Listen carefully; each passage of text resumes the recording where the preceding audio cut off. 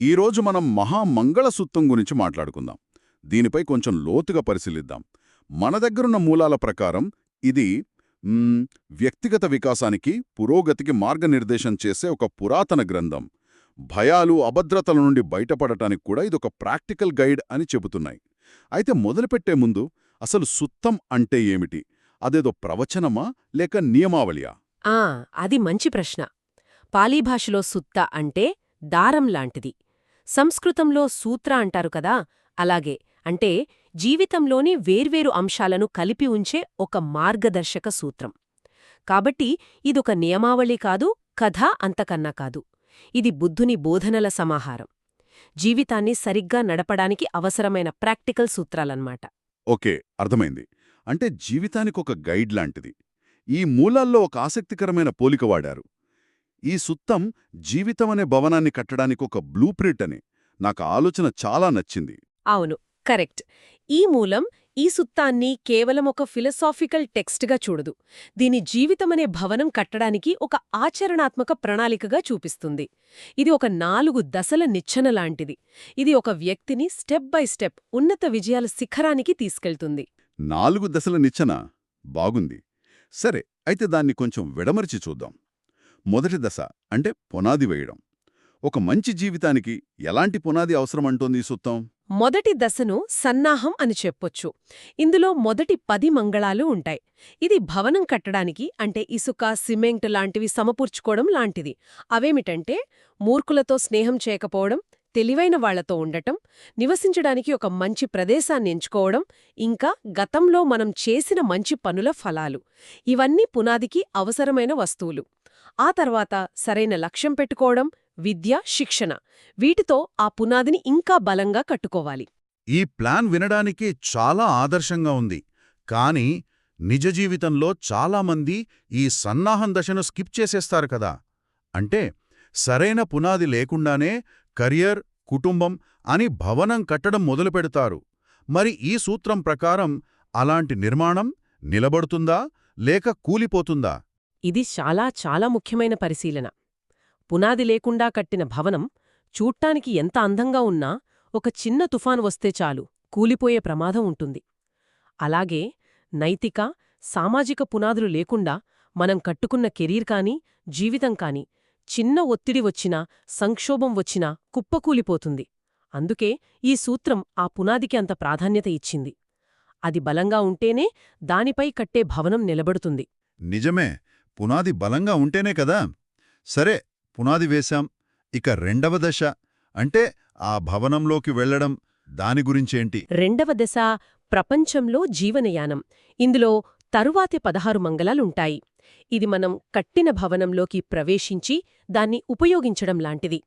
ఇందులో తల్లిదండ్రులను చూసుకోవడం, భార్యాపిల్లల పట్ల బాధ్యతలు, సరైన వృత్తి, దానధర్మాలు చెయ్యడం, బంధువులకు సహాయపడటం, ఇలాంటి గృహ, సామాజిక విధులన్నీ ఉంటాయి. అంటే ఈ దశలో ఆ భవనం జీవితంలోని బాధ్యతలను నెరవేర్చే ఒక కార్యాలయంగా మారుతుంది. ఇల్లు ఒక కార్యాలయంగా మారడం. ఇది చాలామందికి తెలిసిన విషయమే. బాధ్యతలు పెరిగాక ఇల్లు ఆఫీసులానే అనిపిస్తుంది. కాని ఇక్కడ నుండి పవిత్ర ఆలయంగా మారడం, అదే అసలైన మలుపు. ఆ ప్రయాణం ఎలా మొదలవుతుంది? అది మూడవ దశ. అదే ఆధ్యాత్మిక ఎదుగుదల. ఇది తరువాతి 8 మంగళాలను వివరిస్తుంది.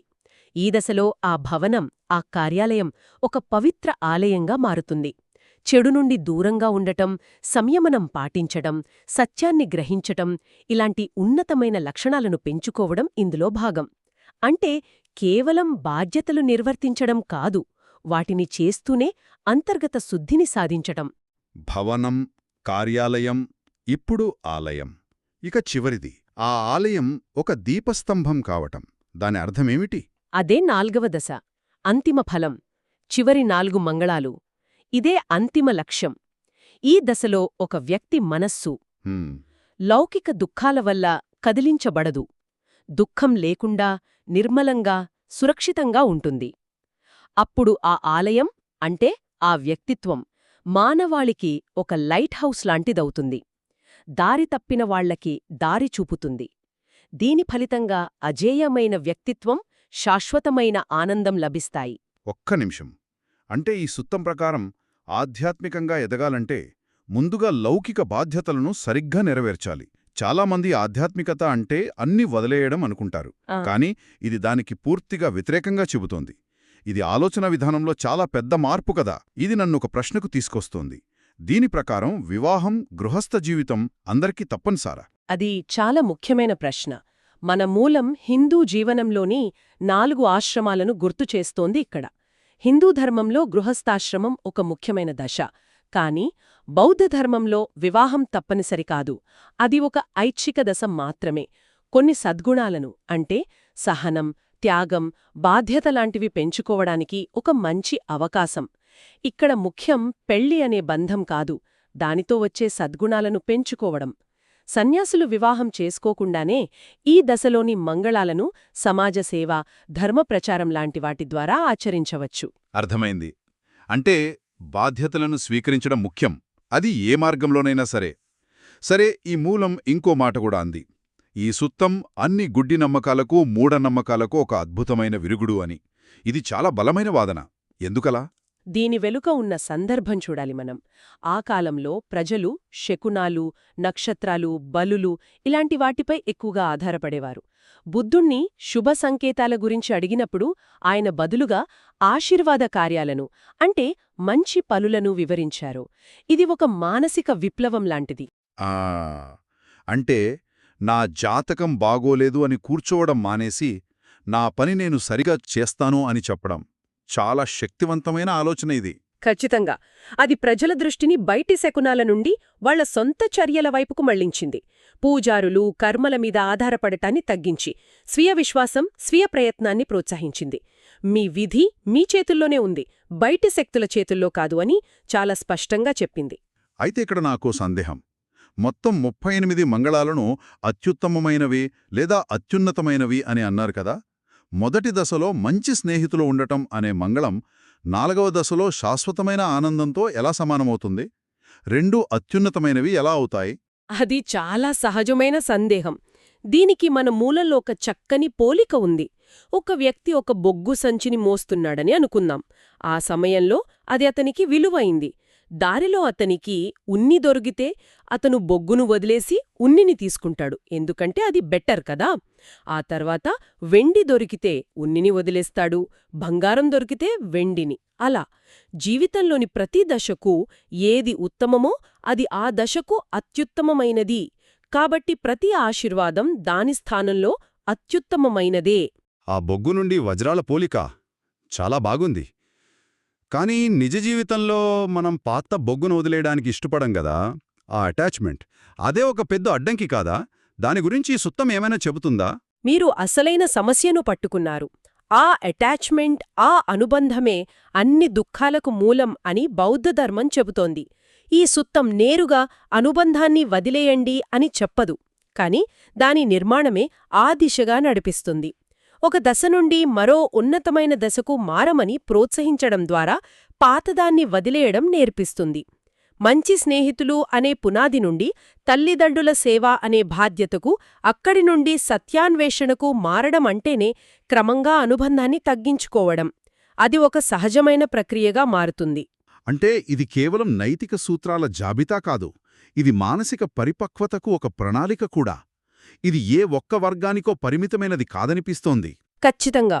ఈ మూలం ప్రకారం ఇది ఏ వయస్సు, జాతి, మతం లేదా దేశానికి చెందిన వారికైనా ఒక దిక్సూచి లాంటిది.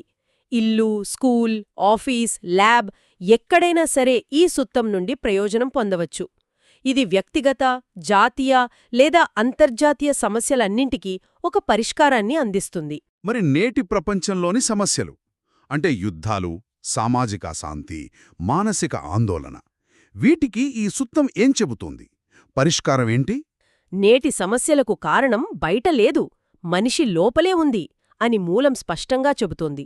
ఆ కారణాలు 3: దురాశ, ద్వేషం మరియు భ్రమ అంటే అజ్ఞానం. ఈ లోపలి అగ్నిజ్వాలలే బయట ఘర్షణలుగా, యుద్ధాలుగా కనిపిస్తున్నాయి. పరిష్కారం సైన్యాల బలం మీద లేదు.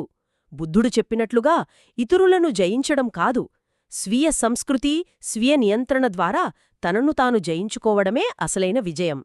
ఆ యుద్ధం మన లోపల జరగాలి. అయితే వీటన్నింటి సారాంశమేమిటి? ఈ సుత్తం నిర్మించాలనుకుంటున్న ఆదర్శవంతమైన వ్యక్తి ఎలాంటివాడు? అంతిమంగా ఇది ఒక వ్యక్తిని ఒక సంపూర్ణ వ్యక్తిత్వంగా తీర్చిదిద్దే ఒక గైడ్. శారీరకంగా ఆరోగ్యంగా, వృత్తిపరంగా సమర్థవంతంగా, మేధోపరంగా ప్రకాశవంతంగా, సామాజికంగా దయతో, నైతికంగా సంపూర్ణంగా, ఇంకా ఆధ్యాత్మికంగా అత్యున్నతంగా ఉండేలా చేస్తుంది. నేటి మనిషి చాలా తెలివైనవాడు, కాని వివేకవంతుడు కాలేదు. చంద్రుడిమీదకు వెళ్తున్నాడు, కాని పక్కింటివారితో శాంతిగా ఉండలేకపోతున్నాడు. ఈ సూత్రం తెలివికి వివేకాన్ని జోడిస్తుంది. అందుకే ఈ మూలం దీనిని ప్రపంచం యొక్క ఆశ అని పిలుస్తుంది. ఈరోజు మనం జరిపిన ఈ పరిశీలన ఇది కేవలమొక మతగ్రంథం కాదని స్పష్టం చేస్తోంది. జీవితంలోని ప్రతి దశలోనూ ఆచరణాత్మక మార్గదర్శకత్వం అందించే ఒక సార్వత్రిక విజ్ఞాన నిధి ఇది. పునాది నుండి దీపస్తంభం వరకు ఒక సంపూర్ణ ప్రయాణం. అవును, ఈ మూలంలో చెప్పినట్లు దీన్ని సరిగ్గా అర్థం చేసుకుని ఆచరిస్తే 100 అంతర్జాతీయ సమావేశాల కంటే ఇది ప్రపంచ శ్రేయస్సుకు, శాంతికి, ఆనందానికి ఎక్కువ దోహదపడుతుంది. ఎందుకంటే ఇది సమస్య యొక్క మూలాన్ని పరిష్కరిస్తుంది, కేవలం పైపైన లక్షణాలను కాదు. ఈ చర్చ ఒక ఆలోచనను రేకెత్తిస్తోంది. మూలం ప్రకారం బుద్ధుని బోధనాలన్నీ పోయినా సరే ఈ ఒక్క సుత్తాన్ని పట్టుకుంటే చాలు, మొత్తం బోధనాలను మళ్లీ పునర్నిర్మించవచ్చు. ఇది మనల్ని ఈ ప్రశ్నకు తీసుకువస్తోంది. ఒక వ్యక్తి జీవితానికి సంపూర్ణ మార్గదర్శిగా ఉండటానికి ఒకే ఒక్క సూత్రం లేదా ఆలోచన సరిపోతుందా? ఒకవేళ సరిపోతే ఈ మూలాల ప్రకారం ఆ ఆలోచన ఆవిష్కరణ లేదా సామాజిక నిర్మాణం కాకుండా స్వీయ సంస్కృతి మరియు స్వీయ నియంత్రణ ఎందుకు అయ్యుండాలి? దీని గురించి ఆలోచించండి.